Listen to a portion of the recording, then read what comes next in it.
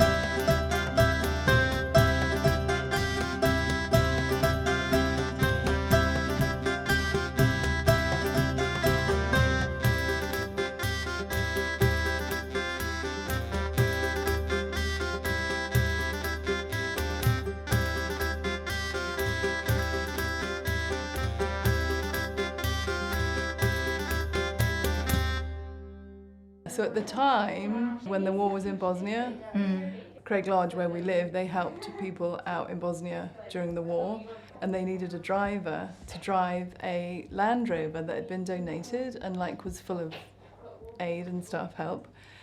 And they needed someone to drive it to London, and actually Magnus McFarlane Barrow, the founder of Mary's Meals, he and his brother were driving it to Bosnia, and Robert was asked could he drive it the first leg to save them getting a day off work, and then they flew down to London and did it the rest of the way. So Robert and I felt like that was our first we had this big long drive in a very slow old Land Rover to London, and that was kind of the beginning of our romance, I suppose. So God, we say you together in a Land Rover. Our romance is as long as Mary's Meals is old. Because that was the very foundation, the beginning of Mary's Meals began really with that journey. So we were kind of involved in the whole early days of Mary's Meals. And then when we got married, we lived in a mobile home in the behind the Mary's Meals famous shed that fed 1 million children. Have you read that book? No. What's the book? It's really good. Magnus McFarlane Barrow's The Shed That Fed 1 Million Children. And it's all the beginnings of Mary's Meals. That kind of came out of Craig Lodge because Magnus was the son of the people who owned the house. So the retreat house, the youth weekends that kind of began as Youth 2000, but developed its own really youth thing, and then Youth 2000 really then took root in England. But they was very connected in the early days, and we lived in Dalmally there. We had our first 4 children in Dalmally, and Rosemary was 3 months and we moved to Austria. So at the beginning of your marriage, you were living in a mobile home. Was that as glamorous as it sounds? A lot of people thought we were pretty mad. It was a mobile home that had been parked there, and they built an extension on it. It's still there now. They built an extension of a kitchen on it. It was really cosy and we loved it. It was like having a little flat, but it just happened to be in the countryside. Jacob was born there, and he was 3 months when we got a council house in the village, which again was just great. I'd come not long out of university when I went there. I had become more rooted in my faith, and I had really got to the point where I owned my faith, and I really knew God existed, and I really had a conversion, I suppose. Even though I was brought up Catholic, we weren't a very Catholic life kind of family. Mum being Irish Catholic, my dad wasn't. And yes, a real struggle being at university, right? If you're trying to live your faith, and I didn't do it very well, and I was a bit of a disaster. But thankfully, going to Craig Lodge, that really was finally, just to live freely your faith, and being supported and learn the faith, and to, having all that community was amazing. Robert was in seminary before, so he had a whole different experience. But it's a good formation, though, going to seminary for men. I know lots of men that are discerning their vocation of whatever it might be. It's good to let God have maybe first dibs or something. Yeah, sure. Yeah, Robert always says that. Good man. If you're thinking about it, just try it. You'll know. Community in general, I think, if young people can have that opportunity to experience a community life like that, it's an ideal, somewhere like Craig Lodge, I think, is an ideal preparation for family life, because it's community, right? Family life, we've got our own community here, and learning to live with people that maybe you want to give up on or walk away from, or there's so many lessons to learn in that kind of community experience.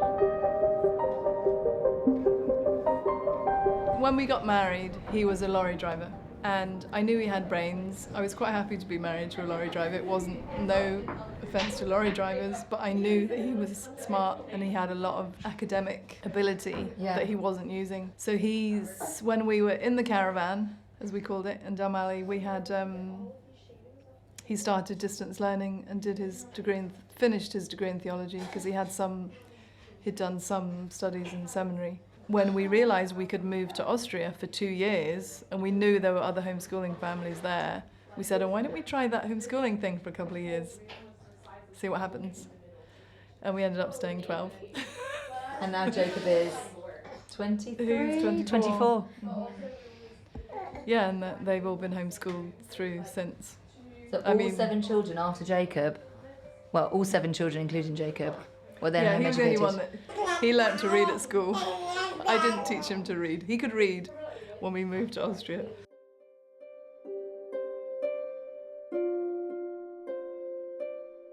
Starting a family, do you remember the challenges of having a baby? Your mum lived in Reading? They lived in Wales, actually, yeah. I feel more for people nowadays that if you were in a flat in London or in a city or a town and you don't have people, there was always people around us, and there was always people to help out, and there was other families with young children. I think if you've got community around you when they're little, it's half the battle, right? Yeah. Being isolated that's hard. We were in a foreign place and our German wasn't very good, and we, maybe badly, but everybody was like-minded. They loved big families. It was normal to bring your children up in the faith. Where I'm from, most people around my area, they come to their 3rd child and it's a massive decision, and it's not normal or usual or cultural to have more than... It's like you're doing something that's different, whereas we were doing what was normal. You don't want to have more than 3 kids. Why ever not? Look at this, it's great. So then the busyness and the high energy and all of that of the young life, you could see in the community as well, children that had grown up. Oh, so yeah. We had all the examples you could want. You'd be like, well, I want to be like that family. I mean, there was families that are at the stage we're at now, with older kids, some kids left home, and they were amazing people. And so it's who you would look up to, and you'd see the older kids and be like, I want my kids to be like those kids, and look how look how great they are with babies and young children, and look how much fun they have when they play sports together or something. Because you had this environment of, not everybody homeschooled, but you had a lot of homeschoolers, and it was just normal that all the kids played different ages. It wasn't this sort of, when kids are in school, it's so typical. I noticed that, well, when I went to school, you hung out with the kids that were your age, right? You hung out with the girls that were in your class, or you didn't. I never played with, I didn't know what to do with a baby or a toddler or how to entertain a 3-year-old, but I could see that these families, the way they mixed together and the way within a family they mixed together and other families and all that kind of thing, it was just so natural.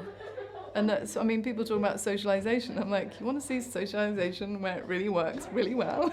Is put a whole load of homeschooling families with a big age range in together, and it's fantastic.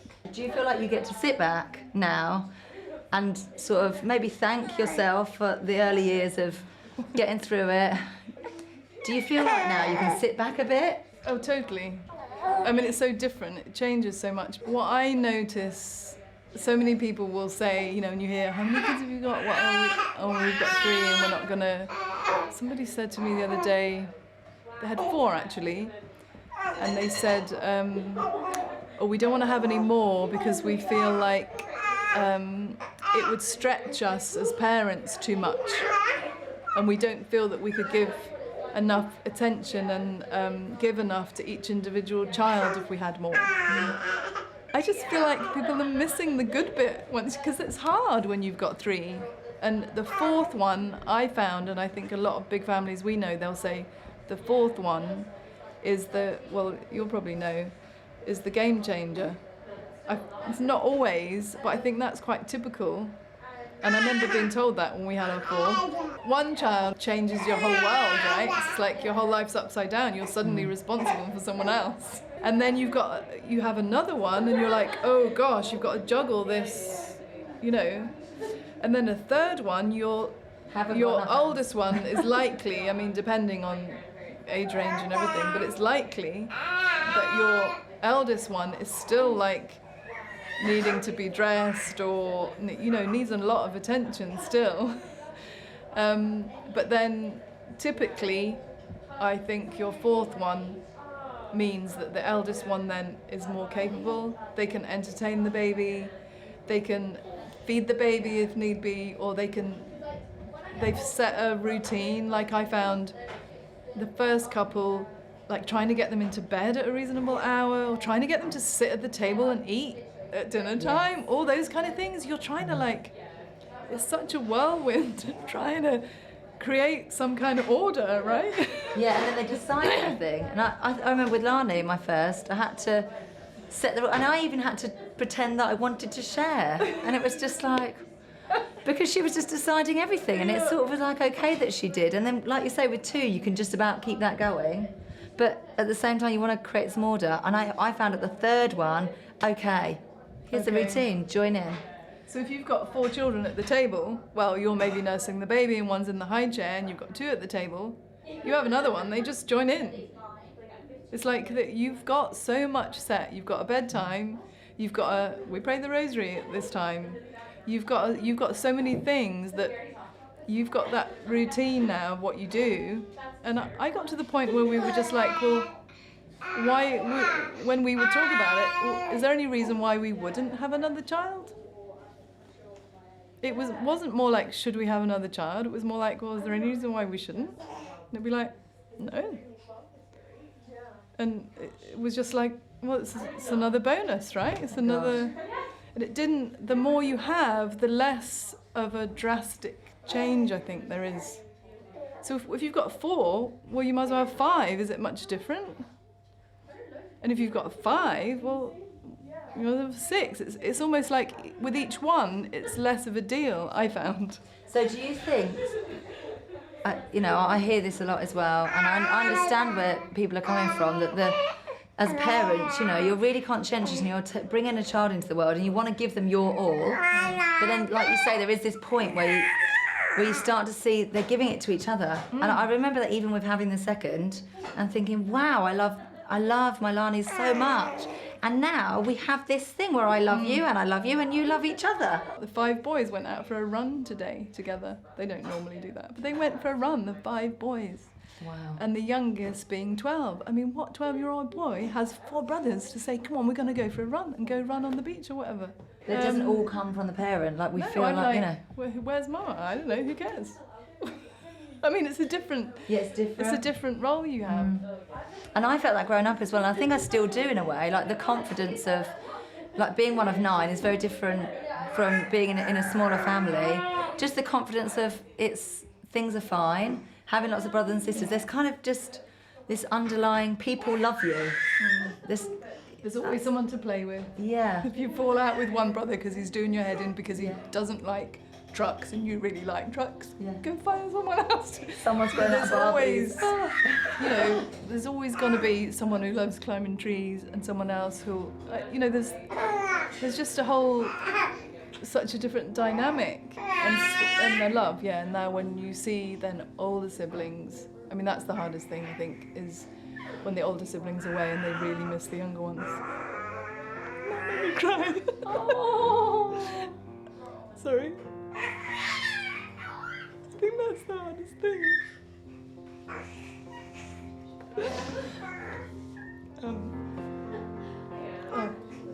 Sorry. I met this guy once, years ago. Sorry. He's the eldest of 15, and you know, I wanted to know everything, and I was like, okay, tell me. I said, what's the best thing about being in a family that big? Yeah. And he was like, we have so much fun. And he said, like, you know, we'll like, he must have been like in his early 20s maybe, and he said, oh yeah, you know, we'll play a game of football, and it's like, come on, everybody game of football if they're all home together, and you just have a blast. He said, it's just so much fun, and it's just great, you know. But then I said, okay, so what's the most difficult thing? And I'm thinking he's gonna say, oh wow, you never have your own room, and you've always got hand-me-down clothes, or I was thinking it was gonna be something negative, you know, which is fair enough. And I think he got all emotional. He said, leaving home because he was away abroad studying and missing out on your younger siblings growing up. The hardest thing was too much love. Yeah. Oh, Jenni, that's so lovely. So the hardest thing is, when they move out, not the energy at the early days. It gets worse. That's the hardest thing, yeah. And you've got gorgeous little baby Philomena now. Yeah.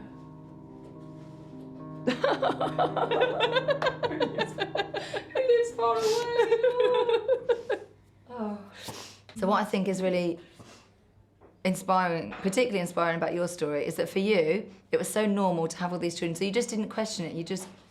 You grew your family and you saw the families around, and you saw maybe lots of other families with lots of children, and the children are growing up in the faith and keeping the faith. Yeah, and being normal and being well balanced and a lot of it's, I think, connected with homeschooling. But yeah, seeing families that I thought, I want our family to be like that. And so now your children have come through, you know, they're a good way through the system, most of them. Your youngest are 12? Yeah. And so they all still live in the faith? Are they all? Absolutely. But then I think they learnt their faith as this is what you do. We were surrounded by young people. I mean, the older kids were, you know, we were 150, 200 strong daily mass. Because we were part of Franciscan University. In Austria? Steubenville have their campus in Austria, and then Robert ended up teaching for them. So there was between 100 and 200 students come from the States twice a year. So they were used to seeing young people who were lively in their faith. We joked that it was like opposite peer pressure, because it would be like why weren't you at Mass today? If you were going to confession on the confession nights and the queues were really long with all these young people, it was kind of like cool to, you were the dudes that went. That was their influence, I suppose. I think really we prayed and we were open to what God was offering us and showing us what to do, and we took those opportunities and felt led to them. And, you know, I mean, you never planned it, you never decided, I know what we'll do, we'll get married, we'll move to Austria, and you can teach at an American university, let's do that. I mean, you couldn't make it up, you know.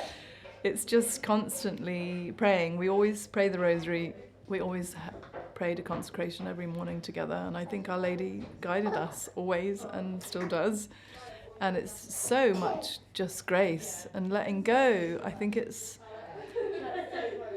when I look back, I suppose we very much didn't make plans. We don't say, we're going to do this, we're going to map out our life. We very much always prayed. We were open to what we thought God wanted for us. And letting go of your own, what you would think, and just always searching for what God wants for you. It's hard because there is that letting go, and for some people that's harder than others. Thankfully we haven't found it too difficult because it suits our temperaments or something, I don't know. We've had amazing holidays, we've never had any money, somehow we always land on our feet. We had 3 boys going to private Catholic universities that are just unbelievable, and somehow providence worked out. These things aren't too big for God. No, you let him make the plans. He's got all the plans there are. He's much more exciting than what we would ever come up with. I do think our homeschooling program, Mother of Divine Grace, I sometimes think to myself, if we hadn't had the community that we lived in when our older children were growing up and having the formation that they've had because of the influence of other people, I do see a big part of the role that's another big influence they've had is through their school, and that what they've learned in the classical curriculum, but particularly how I think Laura Berquist has designed Mother of Divine Grace, is that they can reason their faith. They've not like gone to all the charismatic things, they've not done had the big experiences or the big kind of emotional anything, but they know that God exists, and they know their faith, and they know the church, and they know the truth. I think so much of it because of how even though our homeschooling's been so sketchy, because I'm not academic at all, I've just followed the system. How's it going in the kitchen, girls? You've got 7 children, you must be run round ragged. You're not cooking. Rosie does the cooking. She's been the cook in our house for quite some time. She's a better cook than me. Sometimes I volunteer to help, but she's like, I'll do it, Mum. I'm really out of practice now. They'd rather have Rosie's cooking than mine. No, she loves the kitchen and it's her happy place, and that's fine by me. Jenni, thank you so much for having us over and sharing your gorgeous family with us. And you've got one of those families that I think, I'd like my children to be like that. They're so lovely. Yeah, they're great. Thanks for coming. Thank you, Jenni. So good to see you. Thank for our salvation, to become incarnate of the Holy Mother of God, and ever Virgin Mary, and became man without change. You were also crucified, O Christ our God, and by death hath trampled death, being one of the Holy Trinity, glorified with the Father and the Holy Spirit, save us. Bless us, O Lord. These thy gifts which we have received from thy goodness, Christ our Lord. Amen. God bless the guests. Amen. Fathers.